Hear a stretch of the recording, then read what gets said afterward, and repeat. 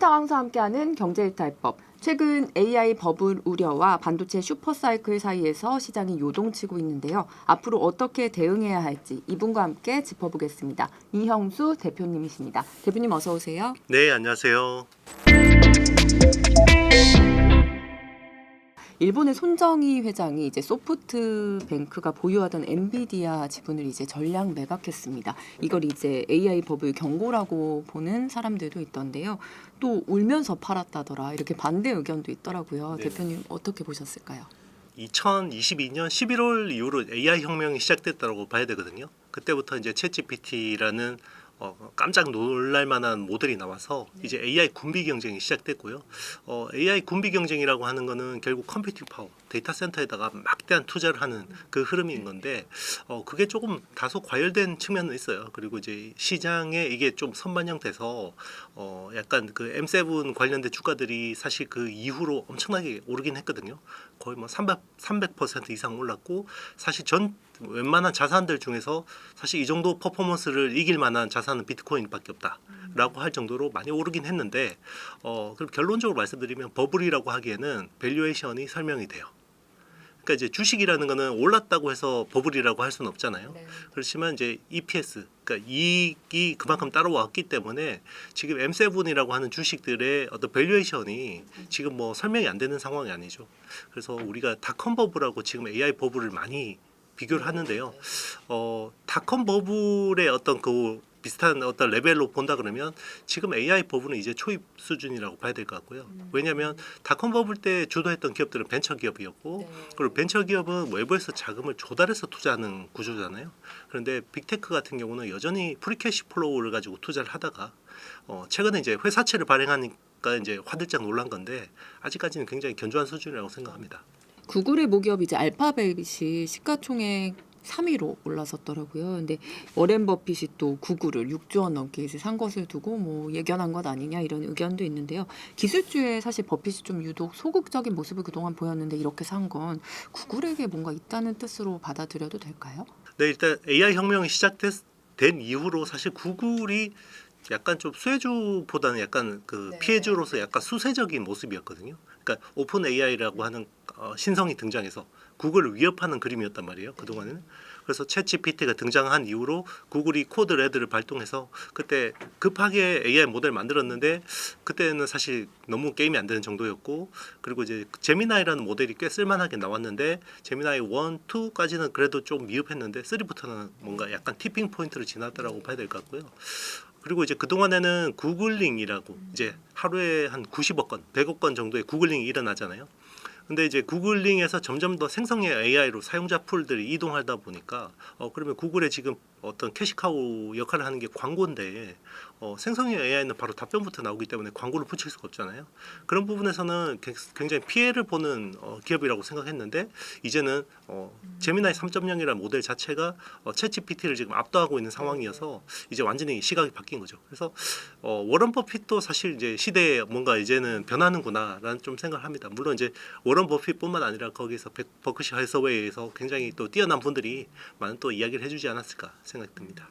대표님 방금 챗 GPT를 이제 능가할 정도다 제미나이 3.0 이렇게 얘기를 해주셨는데 실제로 좀 성능을 비교해 주시자면 어떨까요? 일단 이제 저는 한 뭐 지금 챗GPT 같은 경우는 2년 정도 유료 구독을 하고 있고요. 그리고 이제 구글 제미나이 같은 경우는 한 1년 6개월 정도 이제 유료 구독을 하고 있는데 이번에 제미나이 3.0 나오기 전까지만 해도 약간 그 뎁스 있는 답변은 제미나이가 낫다. 그리고 이제 약간 좀 라이트한 답변은 챗GPT가 낫다. 이 정도 생각이었거든요. 근데 제미나이 3.0이 나오고 나서는 둘 다 제미나이가 나은 것 같아요. 네. 심지어 지금 월 30만짜리 서비스를 쓰시는 분들도 그냥 제미나이 3.0 그 3만 원짜리가 더 낫다라고 이제 평가를 하시기도 하거든요. 그만큼 지금 이제 뭔가 그 샘 알트먼이 인정할 정도로 이제는 성능에서는 약간 이제 이견이 별로 없는 것 같습니다. 소프트웨어뿐만 아니라 이제 AI 칩 전쟁도 치열한데요. 구글은 이제 엔비디아 GPU 대신에 TPU를 쓰고 있잖아요.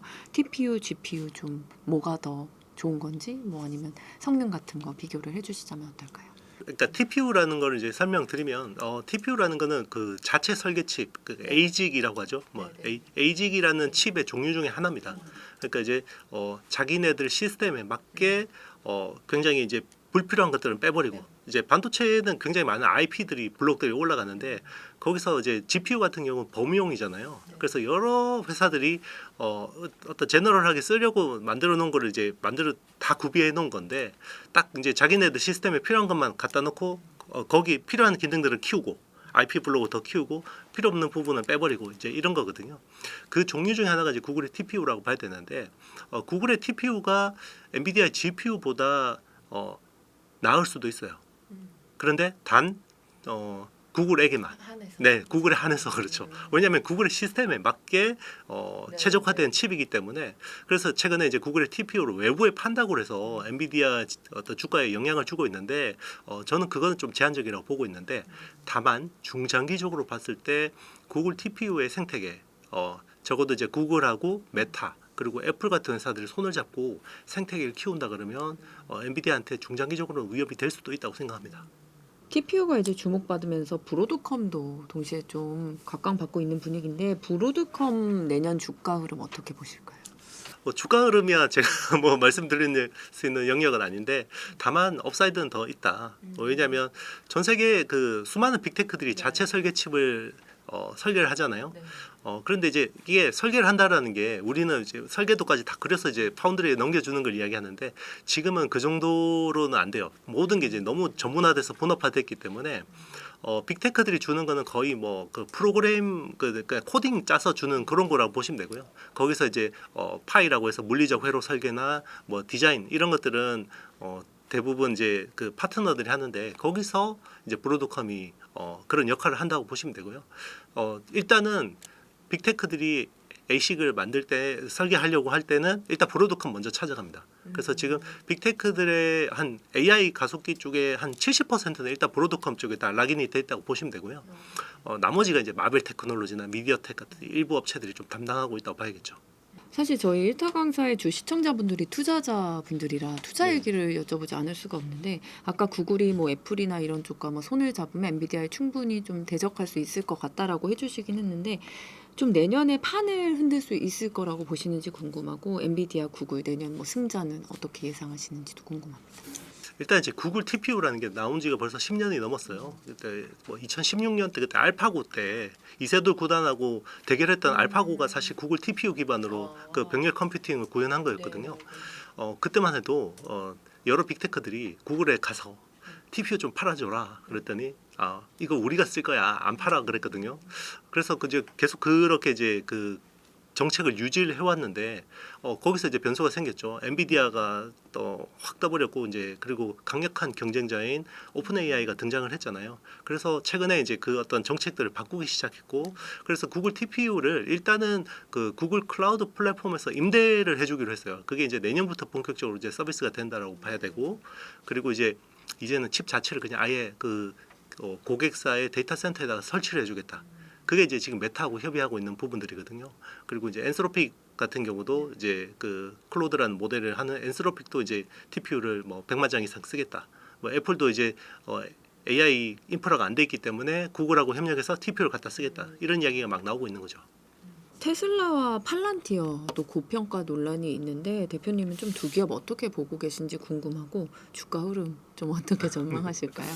일단 팔란티어는 AI 소프트웨어 쪽에서는 대장주라고 봐야 될 것 같아요. 그리고 이제 높은 밸류에이션은 분명해요. 그러니까 PR이 뭐 100배, 200배 가는 게 정상적인 상황은 아닌데 그런데 이제 우리가 과거에 겪었던 버블하고 다른 거는 팔란티어가 지금 실적 성장이 굉장히 꾸준하게 나오고 있습니다. 굉장히 놀라울 정도로 안정적으로 성장하고 있다고 봐야 되고요.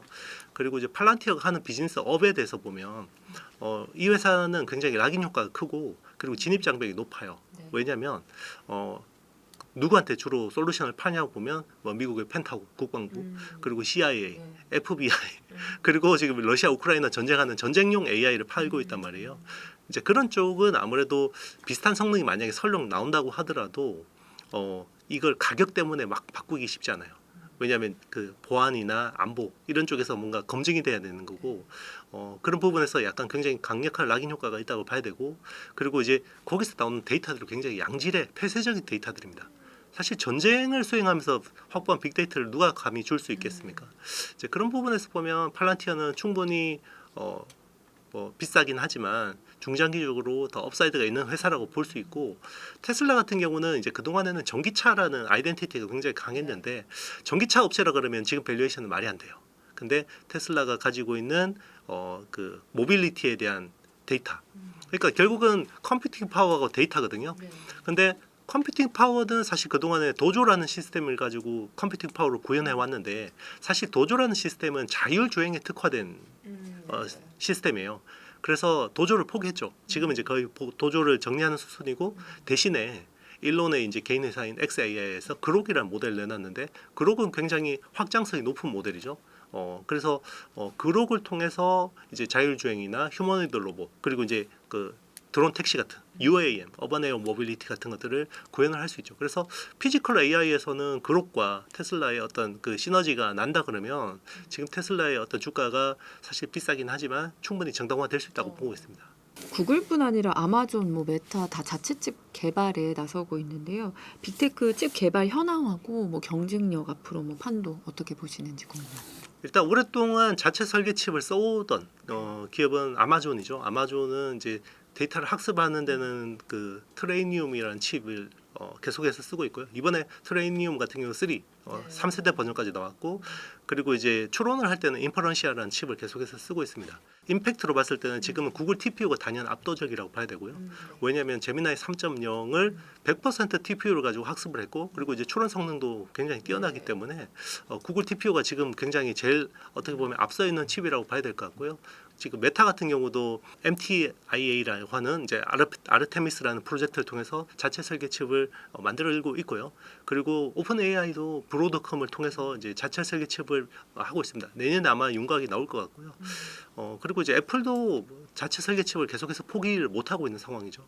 그래서 뭐 그리고 이제 테슬라 같은 경우는 이번에 AI6라는 칩을 또 삼성 파운드를 맡겼기 때문에 AI5, 6 뭐 이런 쪽 칩들을 계속해서 이제 내놓고 있죠. 개인 이제 투자자들 입장에서 앞으로 제2의 엔비디아가 어디가 될지가 이제 관심사일 것 같은데 뭐 구글, 엔비디아 외에 혹시 대표님께서 눈여겨보고 계신 수혜주가 뭔지 궁금하고 저평가된 섹터가 혹시 있을까요? 일단 그 제2의 엔비디아는 사실 지금은 안 보여요. 일단은 그 엔비디아 그러니까 엔비디아는 우리가 지금 칩셋 업체라고 생각하면 안 되거든요.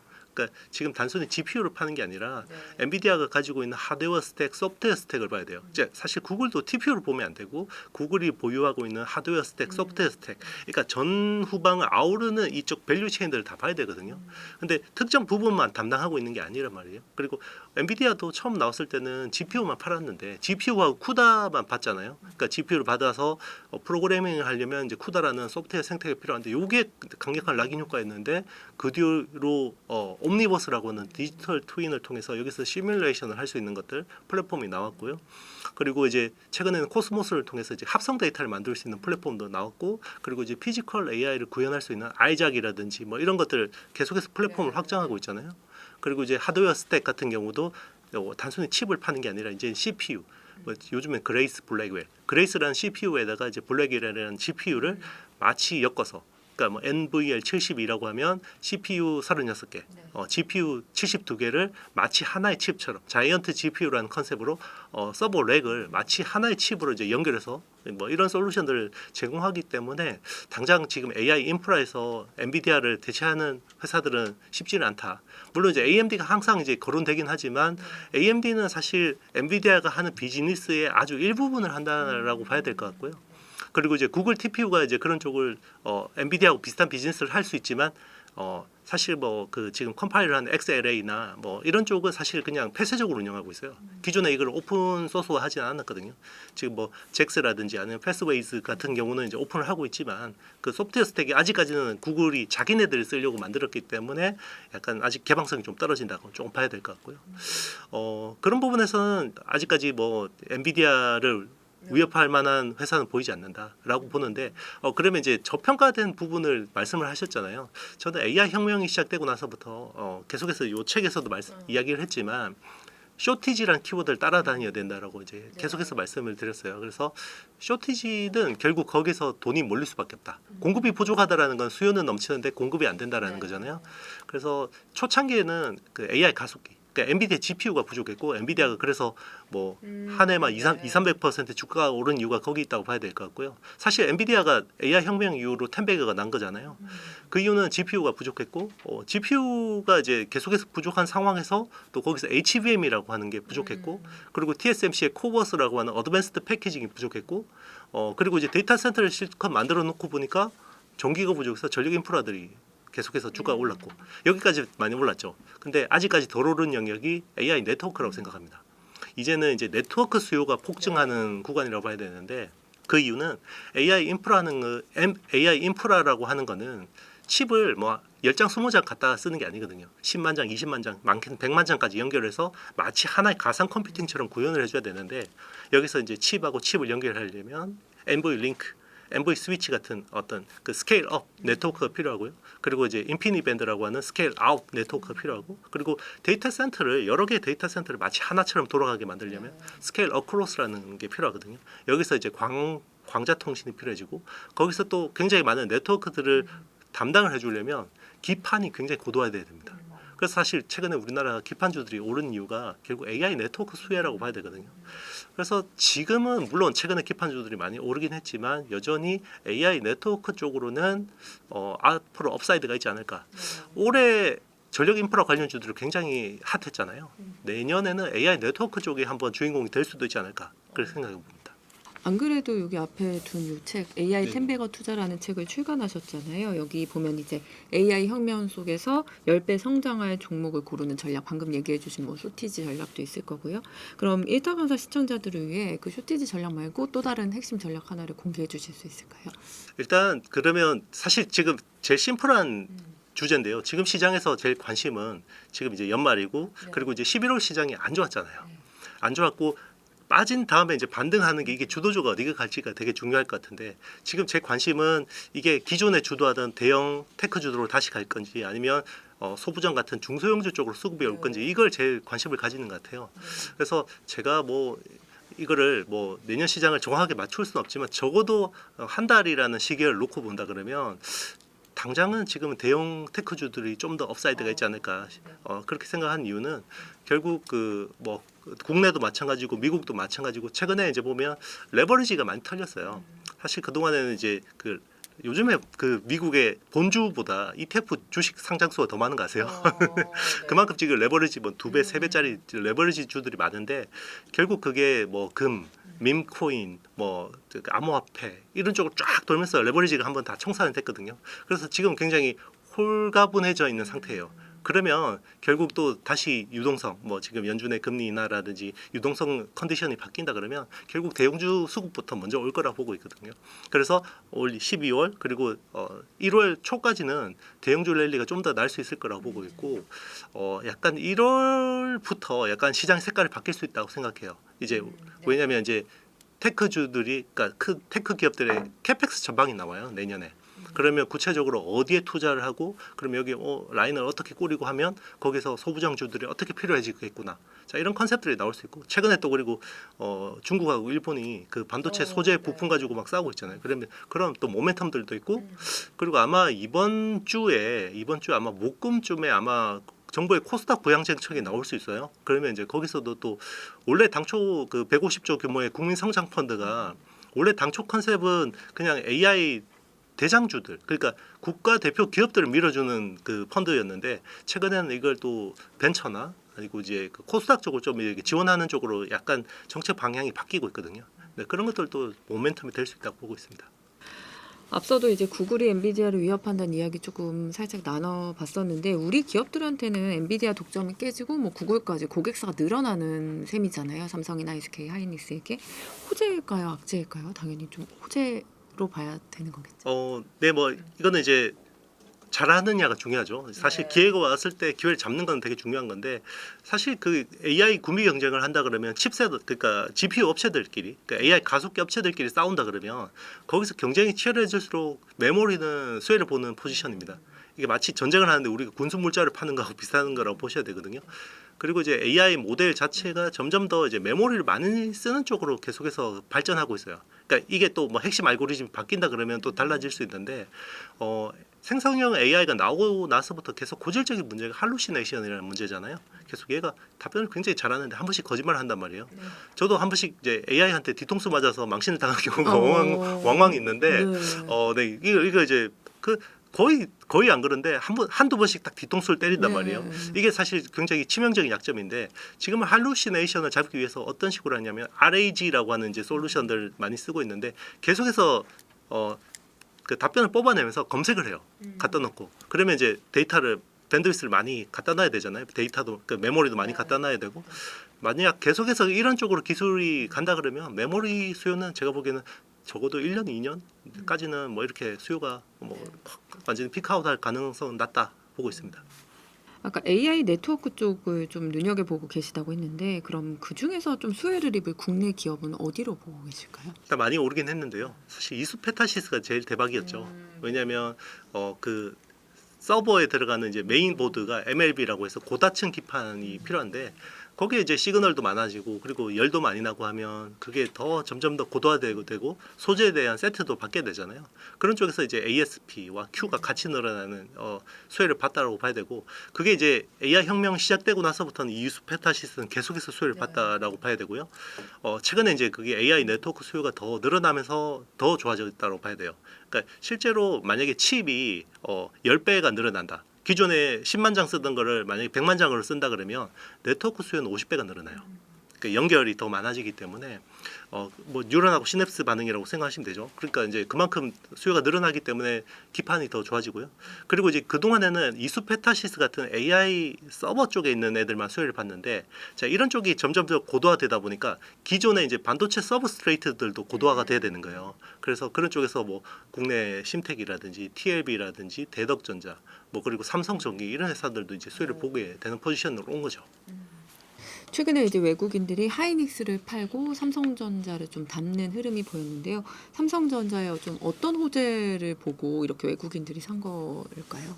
일단 범용 메모리 그러니까 캐시카우가 확 달라졌죠. 단기간에 이렇게 범용 메모리가 단기로 급등하는 경우는 굉장히 드문 케이스거든요.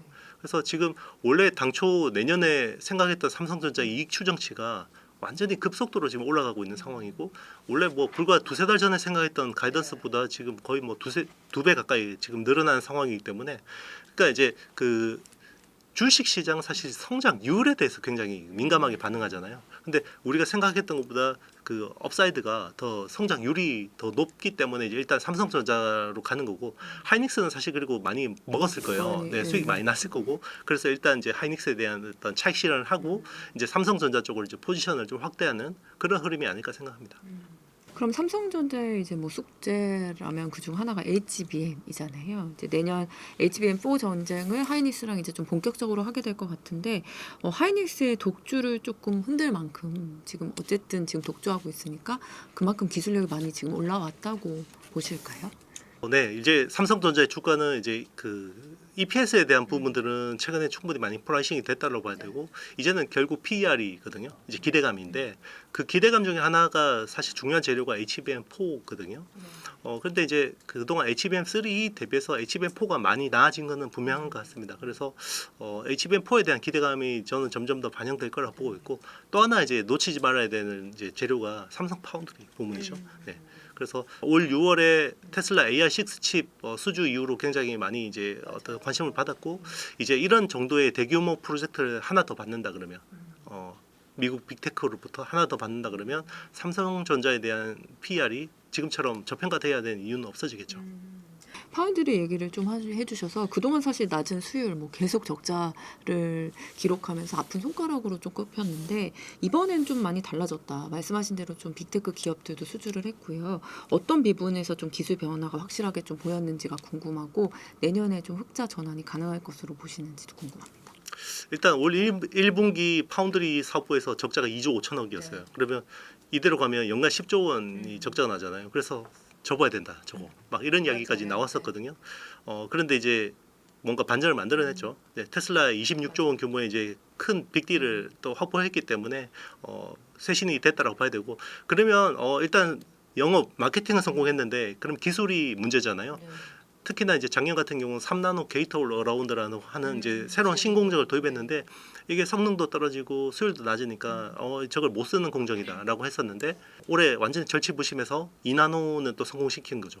그러니까 3나노는 안 되는데 2나노가 되는 경우도 굉장히 특이한 거긴 한데 일단 2나노는 잘 되는 것 같아요. 왜 그러냐면 일단 엑시노스 2600이라고 하는 칩이 내년에 갤럭시 S26에 적용이 되는 거거든요. 참고로 올해 갤럭시 S25에는 엑시노스 2500이 못 들어갔죠. 네, 그래서 G 플립 같은 굉장히 좀 마이너한, 상대적으로 S 시리즈에 비해서 마이너한 모델에만 들어갔기 때문에 삼성전자, 그러니까 특히 무선 사업부에서도 만약에 엑시노스에 대해서 뭔가 불안하다 그러면 그렇게 이제 전격적으로 채택을 못했겠죠. 그래서 일단은 나오는 이야기가 뭐 수율이나 성능 면에서는 사실 많이 올라왔다. 물론 TSMC의 동급 공정에 비해서는 사실 아직까지 떨어져요.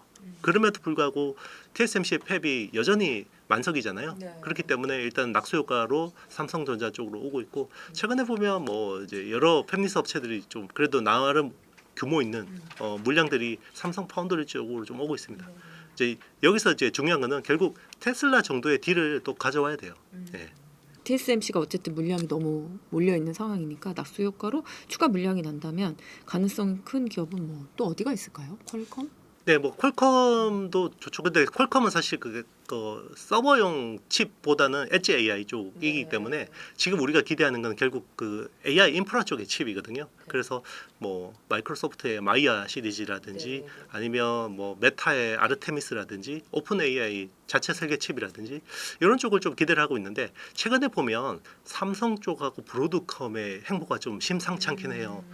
최근에 이제 그 혹탄 회장이 실제로 와서 전영현 부회장을 만나고 갔고, 물론 이제 거기서는 메모리 협상이 이제 일단 주된 이슈긴 했지만 삼성 입장에서는 이제 메모리를 지렛대로 파운드리 영업을 할 수 있잖아요. 그리고 이제 우리가 그 파운드리 사업부장이 지금 영업통이에요. 한진만 사장이 원래 미주 영업 그 총괄하시던 분이기 때문에 사실 테슬라 그 AI6 가져오는데도 굉장히 중요한 영업 역할을 했고, 그런 것들이 지금 계속해서 태핑하고 있다라는 이야기는 나오고 있는데 아직까지 뭐 이렇게 본격적으로 터진 건 없는데, 브로드컴을 매개로 좀 이제 빅테크들의 어떤 자체 설계침을 충분히 가져올 수 있지 않을까 생각합니다. 사실 올해는 삼성전자가 HBM 때문에 하이닉스에 많이 밀리는 모습을 좀 보여줬는데 뭐 내년에 D램이 계속 좀 범용 D램이 좀 부족할 것 같고 HBM, 뭐 파운드리 말씀하신 것까지 모두 고려를 했을 때 내년 뭐 삼성과 SK 하이닉스 기업 전망 좀 어디에 좀 무게축을 두고 계실까요? 일단 지금은 그 메모리 3사 있잖아요. 삼성전자, SK 하이닉스, 마이크론이 서로 해피한 상황이에요. 네, 서로 해피한 상황이고, 메모리가 이제 지금은 구조적으로 공급 부족이 갈 것 같으니까 결국 그 어떤 시장이라는 건 복잡계잖아요. 그러니까 공급에서 뭔가 지금 계속해서 타이트할 것 같으니까 수요 업체들이 움직이고 있죠. 당장 엔비디아 같은 경우는 지금 삼성을 굉장히 이제 지렛대로 많이 쓰려고 하는데, 최근에 재미있던 이슈는 그 원래 LPDDR이라고 하는 그 저전력 D램은 원래 그 스마트폰이나 PC 같은 그죠 엣지 디바이스에 주로 쓰는 건데, DDR을 지금 구하기가 너무 힘드니까 젠슨 왕이 차세대 AI 서버에다가 LPDDR5를 메인으로 지금 쓰겠다는 거잖아요. 왜냐하면 지금 그나마 제일 널널한 게 LPDDR인데 이제 물론 이제 이건 이제 스마트폰 업체나 PC 업체한테는 재앙이죠. 왜냐하면 가뜩이나 부족한데 저기서 땡겨가 버리니까.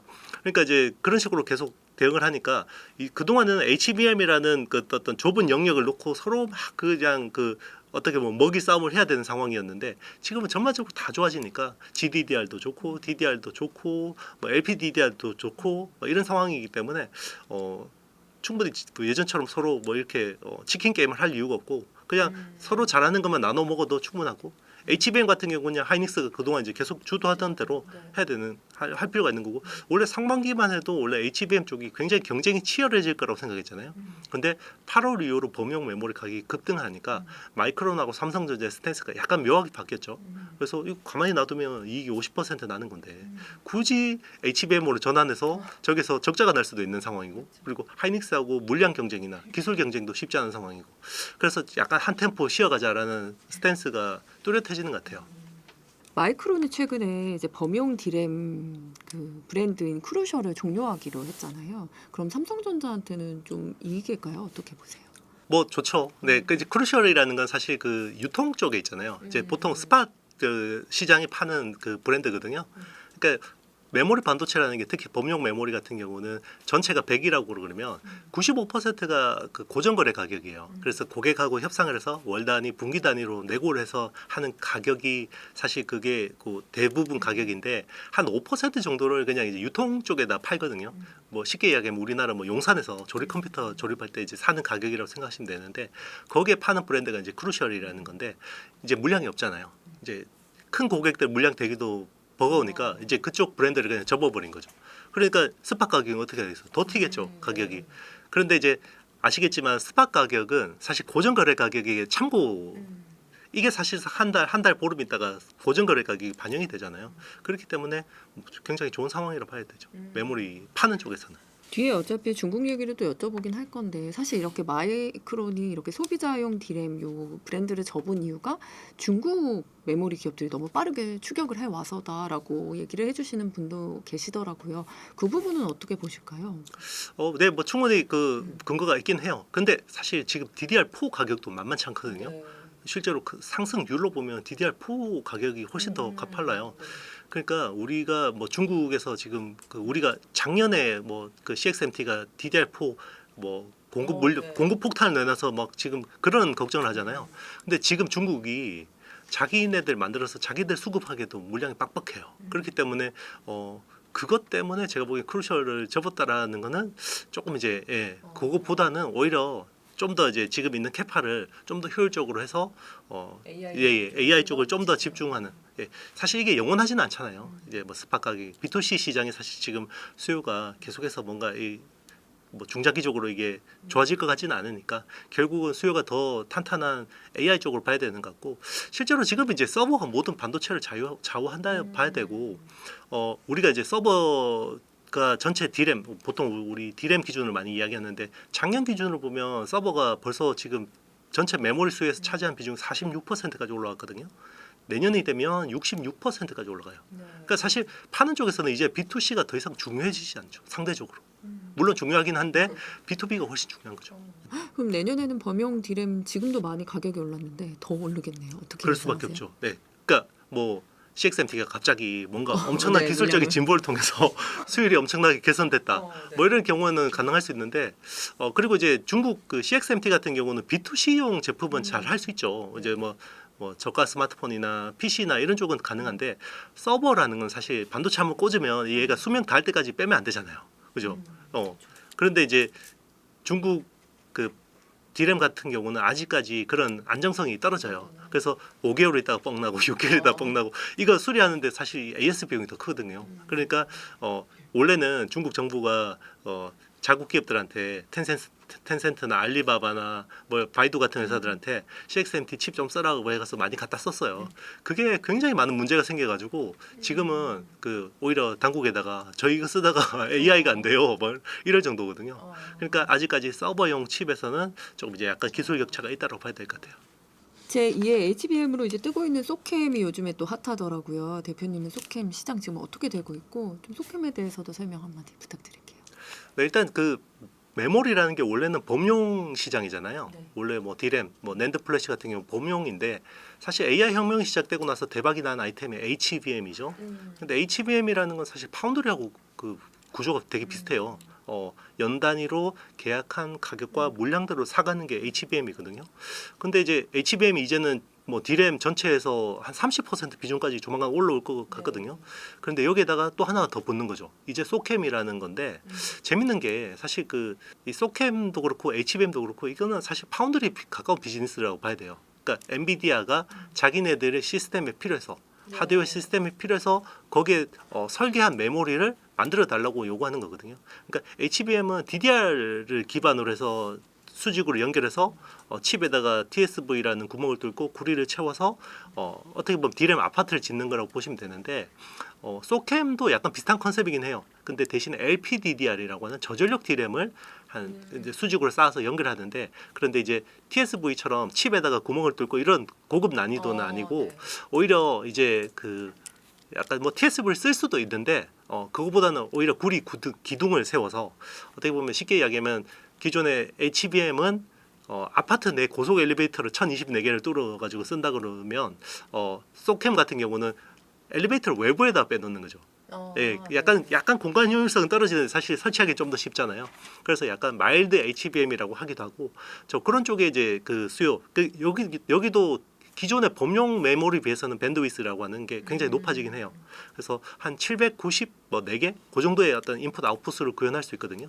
그래서 그런 쪽 이제 메모리가 많이 나오는데 그 이제 핵심 수요처가 그거예요. 기존의 HBM이라는 건 GPU이잖아요. 네. AI 가속계 옆에 붙어서 서포트를 하는 거고 소캠이라고 하는 거는 CPU. 그러니까 엔비디아가 자체 설계한 CPU에다가 적용이 되는데 원래 그 지금 그레이스라고 하는 CPU에는 그냥 LPDDR을 써요. LPDDR5X를 쓰는데 이제 베라 CPU가 나오는데 베라 CPU는 성능이 그레이스보다 훨씬 많이 높아지거든요. 그래서 훨씬 더 많은 밴드위스가 필요해서 요게 소캠이 4개가 들어요. 그러니까 이제 베라 CPU 주변에 4개가 들어가고 이제 그 루빈이라는 GPU 옆에는 HBM4가 이제 들어가는 거죠. 8개씩. 이제 그런 식으로 많이 쓰이는 거고 일단 원래는 소캠은 있잖아요. 마이크론이 잘했어요. 그러니까 1세대 같은 경우는. 그래서 마이크론이 원래 처음에 그 진입했기 때문에 마이크론이 주도하는 시장이구나라고 했는데 어떻게 보면 이게 다행스러운 게 그 블랙웰에서 굉장히 많은 노이즈들이 있었잖아요. 성능에서 막 여러 가지 문제들이 있어서 다운그레이드를 했어요. 원래 당초 그 블랙웰이 특히나 블랙웰 울트라 같은 경우는 당초 스펙보다 다운그레이드 하는 바람에 소캠 1이 그냥 망해버린 거예요. 소캠 1이 망해버리고 소캠 2로 이제 넘어가는데 이제 그러면 소캠 1하고 2는 또 이제 완전히 프로토콜이 다르다 보니까 서로 이제 그 어떻게 보면 동일선상에 서게 된 거죠. 그래서 여기를 치고 나간 게 삼성전자입니다. 그래서 지금 소캠 2 같은 경우는 물량의 절반을 삼성전자가 받았고요. 그리고 여기서 한 30에서 40%는 하이닉스가 받았어요. 지금 마이크론이 원래는 소캠 1에서는 제일 치고 나가는 회사였는데 소캠 2 와서는 오히려 이제 한국 기업들한테 완전 밀리는 상황이죠. 네. 중일 갈등이 이제 격화되고 있고 그래서 일본이 중국으로 가는 반도체 핵심 소재 포토레지스트 이제 수출을 늦추고 있다는 보도가 나왔더라고요. 이게 되게 중요해서 사실 반도체 기업 양대 산맥으로 꼽히는 뭐 중심거지나 창신 메모리 이를 뭐 멈출 수 있다는 시나리오도 거론되던데 일단 뭐 이 포토레지스트 어떻게 얼마나 중요한 건지 설명 부탁드릴게요. 일단 이제 반도체 노광 공정에 반드시 필요한 소재예요. 그러니까 포토레지스트라는 건 관광액이라고 하죠. 관광액이라고 하는데 이게 우리가 2019년 때 아베 소부장 사태 그때 3대 핵심 소재를 우리나라를 제재를 했잖아요.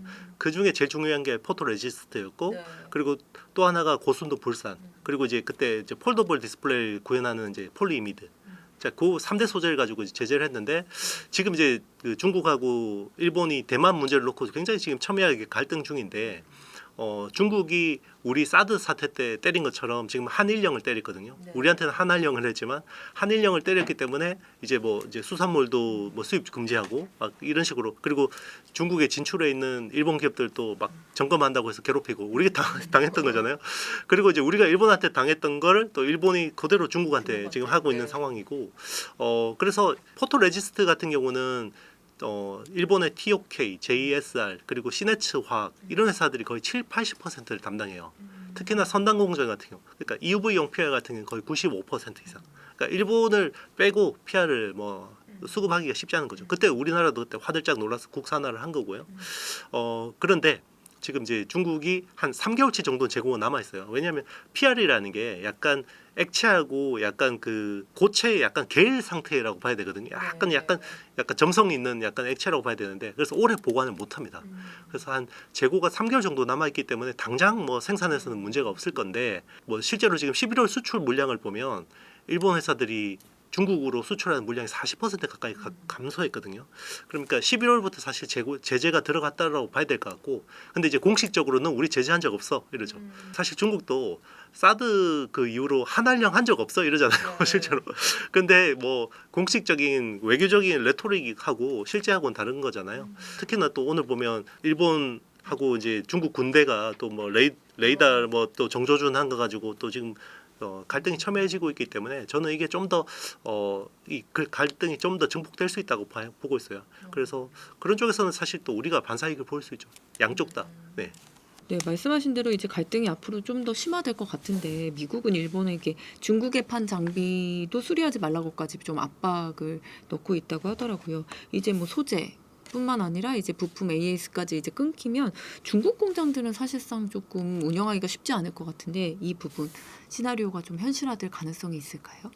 일단 그 양국 간의 갈등이 더 심화될 경우에는 충분히 가능하다고 보고 있어요. 특히나 뭐 유지 보수가 안 된다 그러면 수율이 또 직접적인 영향을 받게 되거든요.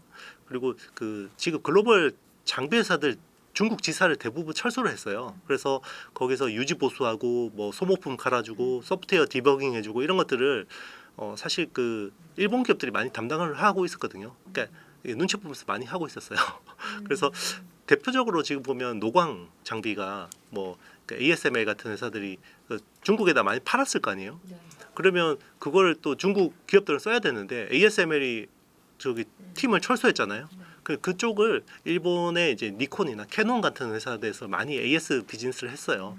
실제로 지금 중국에 있는 노광 장비가 한 1,200대 정도로 추정이 되고 있는데 거기 상당 부분을 일본 기업들이 하고 있었는데 최근에 그쪽 인력을 철수했다고 합니다.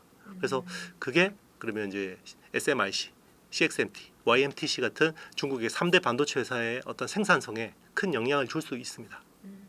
일본이 이제 뭐 소재를 막으면 중국이 갖고 있는 최대 무기 이제 히토류를 막을 가능성도 있을 것 같은데 이 경우에 우리 기업들도 이제 피해를 볼 수 있다 이런 이야기가 나오더라고요. 새우등 터지는 상황이 좀 올 가능성이 있을까요? 충분히 가능합니다.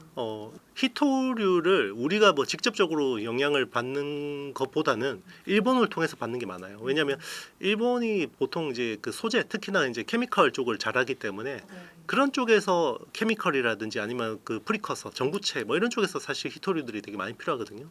이제 그런 것들을 일본이 뭐 폴리머라이제이션 하든지 이런 것들을 이제 중간 가공한 걸 우리가 사와서 이제 반도체 공정이나 디스플레이나 이런 쪽에 많이 쓰거든요. 그래서 이제 이게 지금은 당장 우리가 수혜를 보지만 히토류나 이런 쪽으로 만약에 이제 그게 점증된다 그러면 충분히 우리한테도 타격이 불가피하긴 한데, 그런데 이제 그 일본도 그렇고 우리나라도 그렇고 중국의 히토류를 그동안 좀 많이 맞았잖아요. 수차 이게 처음 맞은 게 아니기 때문에 어느 정도에 대응하는 뭐 그 재고라든지 그런 이제 시나리오 플래닝은 충분히 돼 있다라고 보고 있고요. 과거보다 그렇게 충격이 크진 않을 것 같습니다. 아까도 이 얘기를 좀 여쭤봤었는데 중국 메모리 기업들이 저가 물량 공세를 펼치면서 사실 가격 경쟁력을 굉장히 앞세웠잖아요. 근데 일본의 경제로 이제 중국이 디램 증설이 이제 막히면 뭐 삼성과 하이닉스가 반사이익을 볼 수 있을까요? 네, 충분히 볼 수 있습니다. 네. 일단 제일 걱정하는 게 지금 뭐 CXMT가 DDR5 쪽에도 물량 폭탄을 내놓을지, 그리고 HBM에 진입할지 이게 제일 걱정이거든요. 당장 이제 HBM 같은 경우는 CXMT가 내년 상반기 중에 HBM3 3E 말고 3 네, 그러니까 우리 한 2, 3년 전에 썼던 거 3 8단을 개발하는 게 목표였거든요. 근데 지금 일본의 어떤 케미컬 제재로 인해서 이게 사실 굉장히 어려워질 수 있습니다. 네. 특히나 이런 쪽에서는 또 파츠라든지 뭐 이런 쪽에서 또 되게 중요해질 수 있는데 제재가 이제 케미컬을 넘어서 우리 이야기하는 반도체 장비 소모품까지 확장이 된다 그러면 이게 더 데미지가 커질 수 있어요. 또 반대로 우리가 또 반사이익을 볼 수도 있고요. 근데 역으로 지금 삼성과 SK 하이닉스는 디램 범용 디램 생산량을 줄이고 AI 반도체에 집중을 하고 있는 상황이잖아요. 이런 상황에서도 반사이익이 가능할까요? 지금 집중이 AI에 되고 있는데. 뭐 우리가 HBM 쪽으로 계속해서 캐파를 많이 늘리고 있긴 하지만 삼성전자 같은 경우는 여전히 범용 메모리 비중이 70%가 넘고요. 그리고 SK 하이닉스도 금액 기준으로 보면 절반이 아직까지 범용 메모리입니다. 그렇기 때문에 충분히 뭐 업사이드는 있다라고 봐야겠죠. 그러니까 가격이 더 이제 튈 거고, 최근에 보면 재밌는 이슈가 지금 그 메모리 공급사들하고 중장기 계약, 그러니까 롱텀 어그리먼트라고 해서 계약을 하는 게 보통 하이퍼스케일러들이잖아요. 아마존이라든지 아니면 마이크로소프트라든지 구글 같은 회사들이 보통 장기 계약을 하는데 재밌게 샤오미가 자기네들 B2C 제품에 1년치 메모리 계약을 했다라고 이야기를 했거든요. 그 말은 지금 이제 중국 기업들도 이 메모리의 어떤 공급 부족, 특히나 B2C 쪽에서도 공급 부족이 굉장히 구조적으로 끌고 갈 수도 있겠다 이렇게 이제 인식하고 있다라고 봐야겠죠.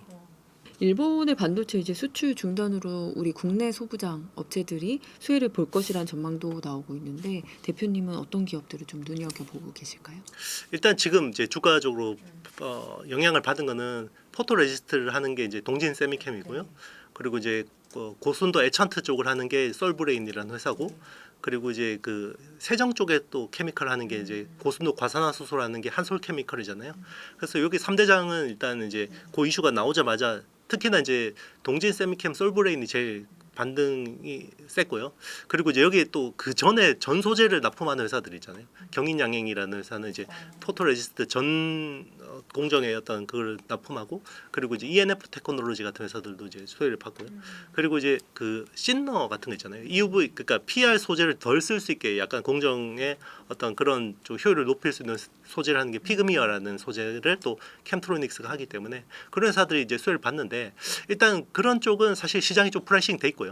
근데 앞으로 더 업사이드는 있다로 보지만 이게 이제 그러면 미중 간에 갈등이 더 첨예해질수록 확대 재생산될수록 이제 그 회사들의 주가가 더 움직일 수 있는데, 제가 이제 기자님하고 계속 이야기했던 것처럼 AS 부분으로 만약에 확장될 경우에는 반도체 파츠 쪽을 봐야 될 것 같습니다. 그래서 뭐 대표적으로 반도체 소모품을 하는 회사, 대표적으로 코미코 같은 회사가 이제 자회사 미코 세라믹스를 통해서 장비 이제 히터 블록 같은 것들을 하잖아요. 그게 이제 증착이나 뭐 식각 쪽에 이제 그런 부품들을 하기 때문에 봐야 되고, 그리고 이제 그 지금 HBM을 쌓으려면 TC 본딩이라는 서멀 컴프레션 본딩을 통해서 또 이걸 칩을 적층을 해야 되는데, 거기에 이제 소모품을 또 일본 소재 회사가 잡고 있어요. 아비오닉스라는 회사가 주로 하고 있는데, 거기를 또 대체할 수 있는 회사가 이제 국내 미코라는 회사가 있죠. 펄스 히터를 또 이제 그쪽을 하기 때문에 좀 관심을 가질 만하고, 그리고 이제 드라이 에처 쪽에서는 이제 KNJ가 중국 회사들한테 많이 팔고 있어요. SIC 일링이나 이런 쪽에 그런 회사들 좀 관심을 가질 만한 것 같습니다.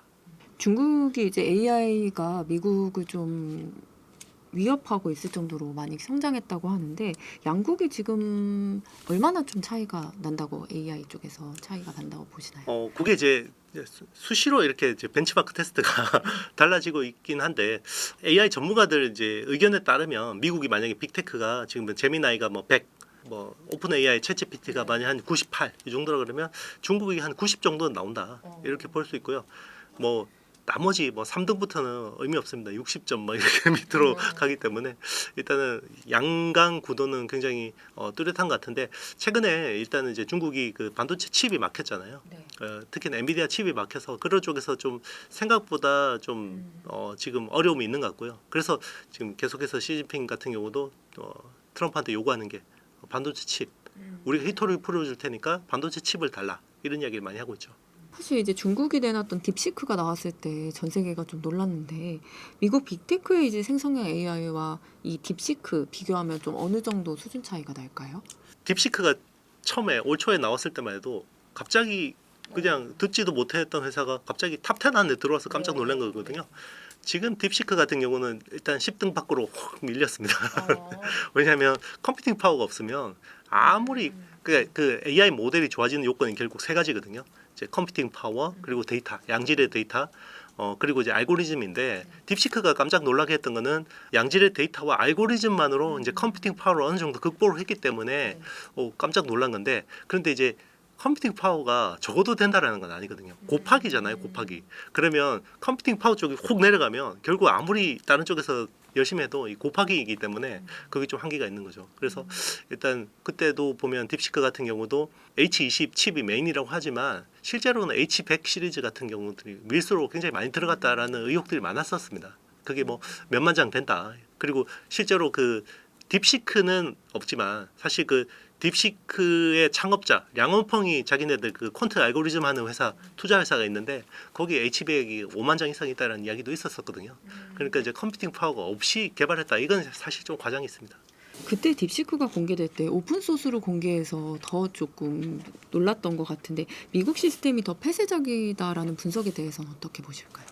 그렇죠. 어쨌든 지금 미국은 자국 빅테크끼리 지금 군비 경쟁을 하는 거거든요. 물론 이제 중국도 염두에 두고 있겠지만 당장은 구글 입장에서는 챗GPT가 뭐 하는지 그죠? 그리고 이제 메타의 라마가 뭐 하는지 이게 중요할 거거든요.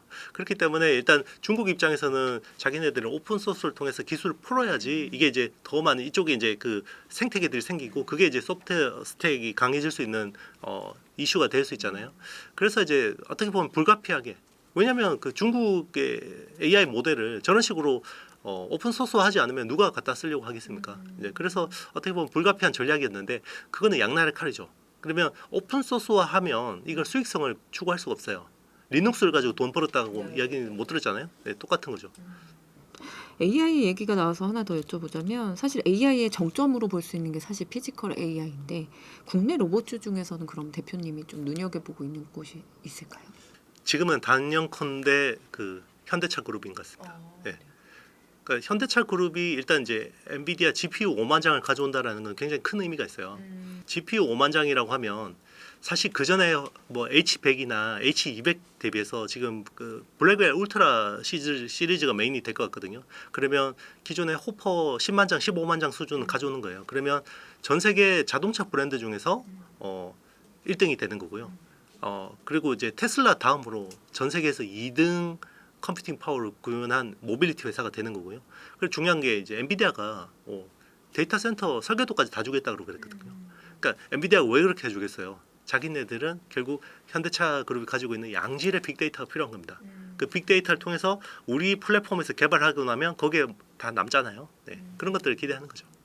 사실 로봇은 미국이랑 중국이 좀 앞서는 것 같고 그나마 우리가 잘해왔던 반도체 기술도 중국이 많이 따라왔다 이런 얘기 계속 나오고 있잖아요. 객관적으로 봤을 때 대표님이 보실 때 현재 한국과 중국의 반도체 기술 격차 어느 정도일까요? 일단 설계는 중국이 더 훨씬 잘한다고 봐야 될 것 같고요. 일단 설계는 우리가 굉장히 앞으로 더 열심히 해야 될 것 같고 D램 같은 경우는 일단 기술 격차가 제가 보기에는 2, 3년 정도 나는 것 같아요. D램에서는 2, 3년 정도 난다라고 봐야 될 것 같고 HBM까지요? HBM은 한 3, 4년 이상 그 정도 격차가 있다라고 봐야 되고요. 그리고 낸드 같은 경우는 제가 보기에는 1년 네. YMTC가 굉장히 위협적이에요. 그리고 파운드리 같은 경우는 뭐 한 2년 정도는 차이가 난다고 봐야 되겠죠. 그래서 이렇게 우리가 여유 부릴 상황은 아닌 것 같습니다. 기술 격차가 이제 많이 좁혀졌잖아요. 이럴 때 그럼 우리나라가 조금 물량이 특히나 물량에서 가격 경쟁력에서 안 되는데 어떻게 좀 경쟁을 물량이나 이런 쪽에서는 해야 될까요? 일단 이제 그 메모리 반도체의 헤게모니가 바뀌고 있어요. 그래서 기존처럼 우리가 대량으로 싸게 잘 만들자 이런 거는 이제는 더 이상 부가가치가 없어요. 그래서 오히려 메모리의 파운드리화를 하는 게 맞다고 봐요. 그래서 HBM, 소캠 그리고 이제 빅테크들이 자기네들 시스템에 맞게 커스터마이즈된 그 메모리가 필요할 거 아니에요. 그런 쪽하고 계속해서 공동 개발해서 그런 쪽에서 부가가치를 찾아가는 게 맞다라고 생각해요. 맞춤형 칩 쪽으로 맞습니다. 가야 된다는 얘기신 거죠? 그래서 이제 또 대만의 TSMC 같은 회사들이 우리나라에 한 두세 개만 나온다 그래도 충분히 그 AI 혁명에서는 우리나라가 중요한 위치를 차지할 수 있지 않을까 생각합니다. 내년 반도체주 포트폴리오 짤 때 어떤 점을 좀 중점에 두고 구성을 하는 게 그럼 현명할까요? 일단 내년은 저는 이제 시장을 내년 상반기까지 보고 있는데요. 네. 뭐 그러면 하반기부터 안 좋아지냐? 모르겠어요, 사실. 왜냐하면 일단 업황은 내년까지는 저는 좋게 보고 이제 업황보다 보통 주식 시장이 한 6개월 선행하기 때문에 일단은 내년 상반기까지는 기본값을 좋게 보는 건데 만약에 내년 중순이 됐는데 2027년이 굉장히 뭐 어떻게 보면 긍정적이다 그러면 하반기 시장도 올해처럼 또 달려갈 수도 있겠죠. 그래서 지금은 기존의 주도주들 중심으로 최근에 특히나 이제 11월에 조정을 받았기 때문에 어떻게 보면 지금 영상을 보시는 분들한테는 좀 기회가 있을 것 같긴 합니다. 이것도 한참 지나고 보면 크게 의미가 없을 수도 있는데 다행히 그래도 지금 보시는 분들은 기존의 주도주들 중에서 좀 조정을 받은 기업들 중심으로 본인의 어떤 포지션을 잘 보는 것도 좋을 것 같고요. 그리고 이제 기존에 싸게 좀 잘 담았다. 그러면 계속해서 한번 끌고 가보는 것도 좋을 것 같아요. 그러니까 버블장이라는 게 대부분 경험해 보신 분들이 별로 없어요. 근데 버블장에서는요 정말 갈 때까지 가져가 보는 거거든요. 그래서 그런 전략 그리고 이제 1월부터 만약에 어떤 큰 대기업들의 내년 투자 계획이 나온다 그러면 거기에 맞게 이제 소부장 전략들은 짜야 되는데 아직까지는 좀 그게 굉장히 가변적이에요. 예, 굉장히 가변적인데 왜 그러냐면 일단 삼성전자 같은 경우는 지금 HBM4에 대해서 최종 샘플을 지금 테스트를 진행 중이거든요. 이 결과 값에 맞게 또 하이닉스가 투자를 변동이 커질 수 있어요. 만약에 삼성전자가 굉장히 잘 나왔다. 그러면 이제 아마 우리가 당초 예상한 것보다 투자 규모가 줄어들 수 있어요. 근데 반대로 또 삼성전자가 또 별로 시원찮다. 그러면 투자 규모가 늘어날 수 있어요. 또 반대로 삼성전자 밸류체인에서 봤을 때는 삼성전자 HBM이 잘 될 경우에는 어드밴스드 패키징 후공정 쪽에 투자가 많아질 수 있고요. 만약에 그쪽이 별로 안 좋으면 투자가 이제 파운드리나 이제 다른 전공정 쪽으로 좀 갈 수 있죠. 그런 것들을 굉장히 지금은 예측하기 되게 어려운 부분이 있는데 일단은 1월 정도에는 뭔가 충분히 윤곽이 나올 것 같습니다. 그럼 일단 대형주 위주로는 조금 더 계속 가져가도 괜찮다. 네, 연말까지는 지금은 대형주가 어떻게 보면 그 바텀은 보이고 업사이드는 있기 때문에 훨씬 더 편안하게 갈 수 있지 않을까 생각합니다. 오늘은 AI 버블 논란부터 구글, 엔비디아 경쟁 그리고 한중일 반도체 시장까지 폭넓게 짚어봤습니다. 대표님 오늘 말씀 감사합니다. 네, 감사합니다.